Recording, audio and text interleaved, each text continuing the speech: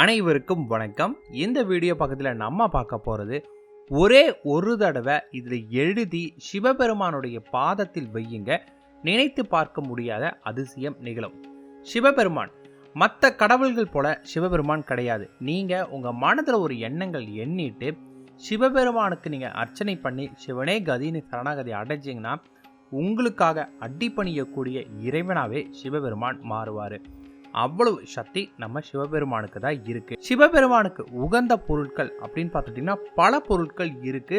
சிவபெருமானை நம்ம வழிபாடு பண்றதுக்கு, அர்ச்சனை பண்றதுக்கு, சிவபெருமானை நம்ம ஏகமானதாக ஏற்றுக்கொள்றதுக்கு பல பொருட்கள் இருந்தாலுமே இதுல விசேஷமான ஒன்று தான் வில்வம். வில்வ மரம் சிவனுடைய மரம்னே சொல்ற அளவுக்கு சக்தி வாய்ந்ததான் இந்த வில்வம் இருக்கு. ஏக வில்வம் சமர்ப்பணம் அப்படிங்கிற வார்த்தையுமே உருவாச்சு. வில்வத்தோட மகிமை பற்றி நீங்கள் தெரிஞ்சுக்கிட்டீங்கன்னா சிவனை பற்றியே முழுமையாக தெரிஞ்சுக்கிட்டதுக்கான சக்தி உங்களுக்கு இருக்குது. ஏன், ஒரு சிவராத்திரி அன்னைக்கு நீங்கள் சிவபெருமானுக்கு வில்வ இலைகளால் அர்ச்சனை பண்ணிங்கன்னா உங்களுடைய அனைத்து கர்ம வினைகளுமே போகும். கர்ம வினை போனால் என்ன பலன் அப்படின்னு கேட்டிங்கன்னா ஒன்றுமே கிடையாதுங்க. இப்போ நம்ம வாழக்கூடிய இந்த காலகட்டத்தில் நம்ம அனுபவிக்கக்கூடிய கஷ்டங்கள், நம்ம அனுபவிக்கக்கூடிய துயரங்கள், நம்ம வரக்கூடிய அனைத்து பிரச்சனைகளுக்குமே காரணம் நம்ம செய்த பாவங்கள் தான். இந்த பாவங்களை தான் நம்ம கர்ம வினைன்னு சொல்லுவோம். இது போல் நீங்கள் பண்ணும்போது உங்கள் கர்ம வினை அனைத்துமே அழிய ஆரம்பிக்கும். இதனால் சிவபெருமான் நமக்கு நம்மளுடைய மோட்சத்தை கொடுக்க ஆரம்பிப்பார். நம்மளுடைய எண்ணங்கள் எல்லாத்தையுமே ஈடேற செய்யக்கூடிய சக்தி வில்வத்துக்கு இருக்குது. வில்வத்தில் பல வகை இருக்குது. அதில் ரொம்ப ரொம்ப சக்தி வாய்ந்ததான் மகா வில்வம். மகா வில்வம் உங்களுக்கு கிடைச்சதுன்னா, அதாவது வில்வங்க ஒரு இலை, மகா வில்வங்கிறது 5 இல்லாட்டி 8 இந்த மாதிரி உங்களுக்கு இருக்கும். இலைகள் ஒன்றாக சேர்ந்ததாக இருக்குது மகா வில்வம். இது நிறைய பேர் அப்படிலாம் கிடைக்கிறதே கஷ்டங்க அப்படின்னு நினைக்கிறாங்க. அப்படிலாம் கிடையாதுங்க. கொஞ்சம் கிராமப்புறங்களில் நிறைய பேரோட வீட்டு வாசல்லும் கூட மகாவில்வம் வைத்திருக்காங்க. சிவனையே வழிபாடாக நினைத்தும் கூட வச்சுருக்காங்க. நான் அதை பார்த்துருக்கேன். கோயம்புத்தூரிலும் கூட வெள்ளிங்கிரி மலையில் இந்த மகாவில்வம் இருக்குது. நாங்கள் போனப்போ அங்கே பொறிச்சோம். வில்வம் உங்களுக்கு மகாவில்வம் கிடைக்கல, அப்போ நான் என்ன பண்ணுறது, அப்போ எனக்கு இது பலன் எனக்கு இருக்காதுன்னு கேட்டிங்கன்னா கவலையே கிடையாதுங்க. சாதாரண வில்வத்திலையும் அர்ச்சனை பண்ணலாம். மகாவில்வம் மகா புண்ணியம் உங்களுக்கு அது இல்லைனாலுமே உங்களுடைய கர்ம விடைன்னு ஒன்று இருக்கு இல்லையா, யார் யாருக்கு எப்போ என்ன கிடைக்கும் அப்படிங்கிற ஒரு விஷயம் இருக்குது. அதுக்கு நீங்கள் எவ்வளோதான் முயற்சி பண்ணாலும் அந்த நேரம் வரும்போது மட்டும்தான் அது கிடைக்குமே. நீங்கள் மகாவில்வம் கிடைக்கும் போது நான் சிவபெருமானுக்கு அர்ச்சனை பண்ணுவேன் அப்படிங்கிற எண்ணத்தோட இப்போ கிடைக்கக்கூடிய சாதாரண வில்வத்தை வச்சு கூட அர்ச்சனை பண்ணுங்கள். நேர காலம் கைகூடி வரும்போது கண்டிப்பாக உங்களுக்கு மகாவில்வம் கிடைக்கும். சிவபெருமானுக்கு நம்ம நிறைய பொருட்களை கொண்டு அர்ச்சனை செய்தாலுமே வில்வ இலைகளை கொண்டு நம்ம செய்யப்படக்கூடிய அர்ச்சனைக்கு தான் மகத்துவம் ரொம்ப ரொம்ப அதிகம். இது நம்மளுடைய கர்ம வினை பாவங்கள் எல்லாத்தையுமே முற்றிலுமாக போக்கக்கூடிய தன்மை இருக்குது. மற்றும் இந்த வாழ்க்கைக்கு தேவையான சகல செல்வங்களையும் சகல சௌபாக்கியங்களையும் தரக்கூடிய ஒன்றாக உங்களுக்கு இருக்கும். நீங்கள் அர்ச்சனை நார்மல் வில்வத்தாலேயே தொடர்ந்து பண்ணிட்டு வந்துட்டு இருந்தீங்கன்னாவே சகல சௌபாக்கியங்களுமே தரக்கூடிய அருள் சிவபெருமான் நமக்கு கொடுப்பாரு. அதை வாங்கி கொடுக்கக்கூடிய சக்தி இந்த வில்வத்துக்கு இருக்குது. பெரும்பாலான சிவாலயங்களுக்கு நீங்கள் போனீங்கன்னாவே அங்கே ஸ்தல விருட்சமாகவே அதிகமாக இருக்கக்கூடிய ஒன்றாக இருக்கிறது இந்த வில்வம் தான். நிறைய கோவில்களில் நீங்கள் போனீங்க அப்படின்னா அங்கே ஸ்தல விருட்சமாக உங்களுக்கு இந்த வில்வம் இருக்கும். அப்படி இருக்கக்கூடிய இந்த வில்வ இலையை பற்றி நம்ம இன்றைக்கி ஒரு வழிபாடை பற்றி நம்ம பார்க்க போகிறோம். இந்த வழிபாடு நம்மளுடைய எண்ணங்கள், நம்மளோட ஆசைகளை ரொம்ப ரொம்ப ரொம்ப வேகமாக நிறைவேற்ற கொடுக்கக்கூடிய ஒரு சக்தி வாய்ந்த ஒரு வழிபாட்டு முறை. ஆன்மீகத்தில் மிகவும் அருளக்கூடிய ஒன்றாகவும் இந்த வழிபாட்டு முறை இருக்கும். இந்த வழிபாட்டு முறையை நீங்கள் சரியாக புரிஞ்சுக்கிட்டு அதன்படி இதை பிரயோகம் பண்ணிங்கன்னா கண்டிப்பாக உங்களுடைய வெற்றி நிச்சயம். நீங்கள் சிவபெருமானுக்காக அர்ச்சனை பண்ணும்போது உங்கள் மனதில் எந்த கெட்ட எண்ணங்களுமே இல்லாமல் சிவனே சமர்ப்பணம் அப்படிங்கிற எண்ணத்தோடு நீங்கள் பண்ணும்போது தான் இந்த வழிபாடு உங்களுக்கு முழு பலன் கிடைக்கும். இந்த வழிபாட்டை நீங்கள் கோவிலுக்கு போய் தான் செய்யணும் அப்படிங்கிற அவசியம் கிடையவே கிடையாது. நீங்கள் உங்கள் வீட்டிலும் கூட செய்யப்படலாம். இந்த வழிபாடு செய்யறதுக்கு சிவலிங்கம் அல்லது சிவபெருமானுடைய படம் இருந்தால் நல்லது. இல்லைனாலும் கவலை கிடையாதுங்க. ஒரே ஒரு வில்வ இலை மட்டும் உங்களுக்கு இருந்தால் போதும்.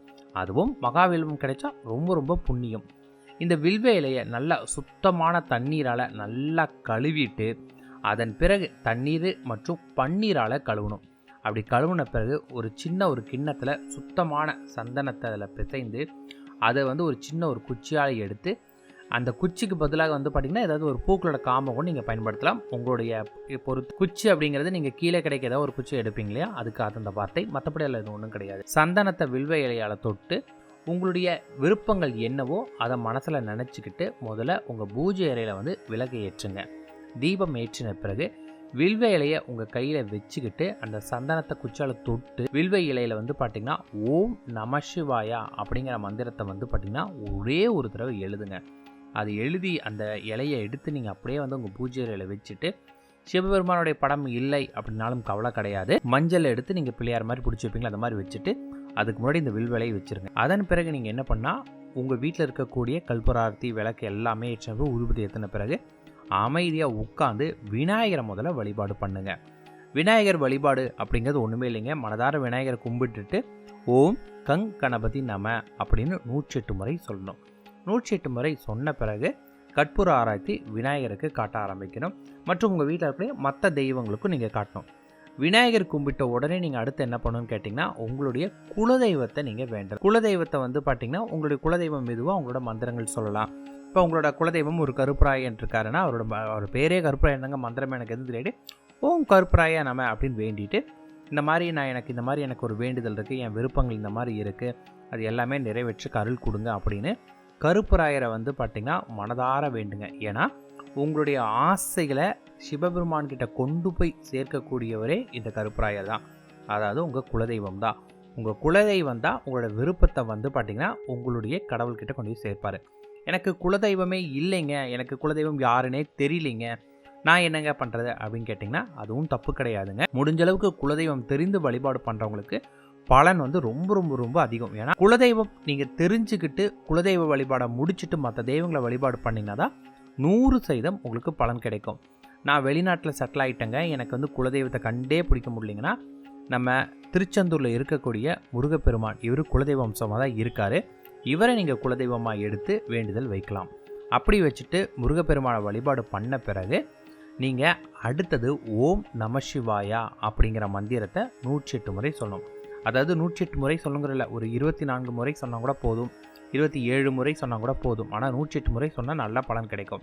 சொல்லிவிட்டு மனதார உங்களுடைய பிரச்சனைகள் எல்லாமே நிறைவேறணும் அப்படின்னு வேண்டின பிறகு இந்த வில்வ இலையை லேசாக அந்த சந்திரம் காஞ்சிருக்கும், அதை எடுத்து உங்களோட மணிப்பர்ஸில் வச்சுக்கோங்க.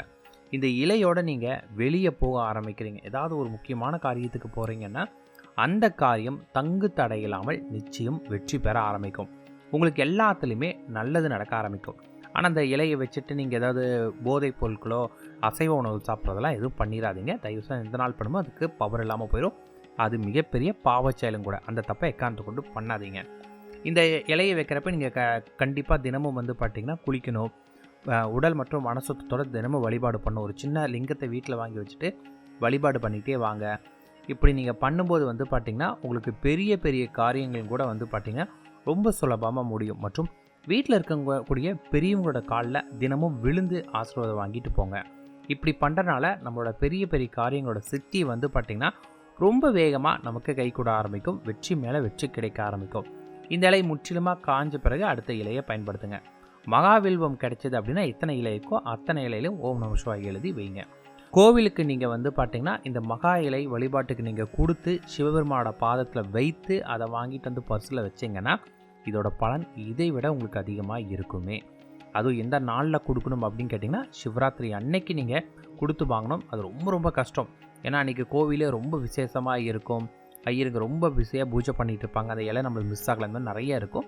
அந்த நாளில் நீங்கள் இந்த மாதிரி வீட்டில் வச்சு கூட பண்ணுங்கள். எங்களுக்கு கோவிலில் கொடுக்க முடியுங்க, எங்களால் அந்த வாய்ப்பு எங்களுக்கு அமையுது அப்படின்னா மகாவில்வத்தில் அது மாதிரி பண்ணிக்கோங்க. நார்மல் வில்லமும் நீங்கள் இதை பண்ணிக்கோங்க. நம்ம இதில் ஒரே ஒரு விஷயம் நீங்கள் தெரிஞ்சுக்கணும், இந்த வில்வம் உங்கள்கிட்ட இருக்கும்போது தோல்விங்கிற வார்த்தையே உங்களுக்கு இருக்காது. அந்தளவுக்கு எல்லாத்துலேயுமே வெற்றி கிடைக்கும். அதனால் மனதாரையும் நீங்கள் வந்து பார்த்திங்கன்னா வெற்றியாக இருக்கக்கூடிய ஒரு நபர் அப்படிங்கிறத முழுமையாக தெரிஞ்சுக்கோங்க. எனக்கு எல்லாத்துலேயுமே வெற்றி தான் கிடைக்கும், நான் ஜெயிக்க பிறந்தவன் அப்படிங்கிறத மறக்கவே வேண்டாம். ஏன்னா எண்ணம் போல் தான் வாழ்க்கை. உங்களுக்கு எல்லாமே அதிர்ஷ்டகரமான ஒரு செயலாக அமைஞ்சிருந்துமே நீங்கள் அதை ஒரு நெகட்டிவான பார்த்து கொண்டு போயிடக்கூடாது இல்லையா? அதுக்காக தான் இந்த வார்த்தையை நான் உங்களுக்கு குறிப்பிட்றேன்.